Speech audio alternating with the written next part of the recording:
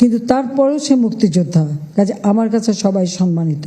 যারা মুক্তিযোদ্ধা মানে একসময় তারা অবহেলিত ছিল, আমি আসার পর থেকে তাদের সব ধরনের সহযোগিতা করেছি। এবং বীর মুক্তিযোদ্ধাদের সর্বোচ্চ সম্মান দিতে হবে বললেন প্রধানমন্ত্রী।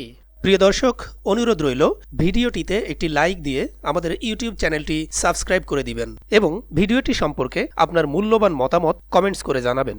স্বাধীনতা অর্জনে বীর মুক্তিযোদ্ধাদের ত্যাগের কথা তুলে ধরে প্রধানমন্ত্রী শেখ হাসিনা বলেছেন, দল মত নির্বিশেষে তাদের সব সময় সর্বোচ্চ সম্মান দিতে হবে। সবচেয়ে বড় কথা, যারা বীর মুক্তিযোদ্ধা এটা মাথায় রাখতে হবে, জাতির পিতা যে আহ্বান করেছিলেন, যার যা কিছু আছে তা নিয়েই শত্রুর মোকাবেলা করতে হবে। নিজের জীবনের মায়াত্যাগ করে পরিবার, সংসার, বাবা মা সব কিছু ছেড়ে দিয়ে তারা ঝাঁপিয়ে পড়েছিল যার যা কিছু আছে তাই নিয়েই। তাদের এ আত্মত্যাগের মধ্য দিয়েই আমাদের বিজয় অর্জিত হয়েছে। কাজেই তাদের সব সময় সর্বোচ্চ সম্মান দিতে হবে।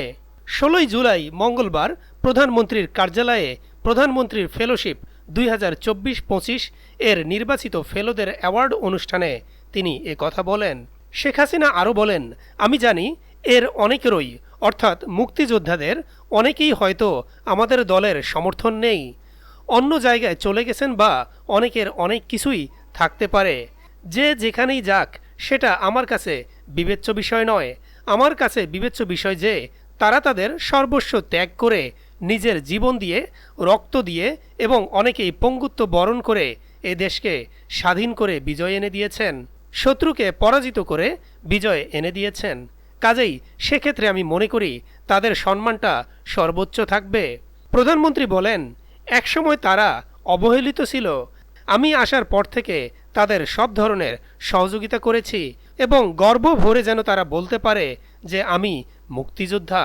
দেশে কেউ অবহেলিত থাকবে না মন্তব্য করে শেখ হাসিনা বলেন, জাতির পিতা চেয়েছিলেন শোষণমুক্ত সমাজ গঠন করতে, চেয়েছিলেন ক্ষুধামুক্ত, দারিদ্র্যমুক্ত সমাজ গঠন করতে।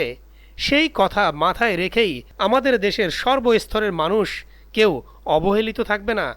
তিনি আরও বলেন, আমাদের এখানে ক্ষুদ্র নৃগোষ্ঠী আছে, প্রতিবন্ধী আছে, অটিস্টিক আছে এবং তাদের সবার প্রতি যথেষ্ট সহানুভূতিশীল আমরা। তারা যেন সমাজের সব রকম সুযোগ সুবিধা পায়, তারা যেন পিছিয়ে না পড়ে সেদিকে আমরা বিশেষ নজর দিচ্ছি।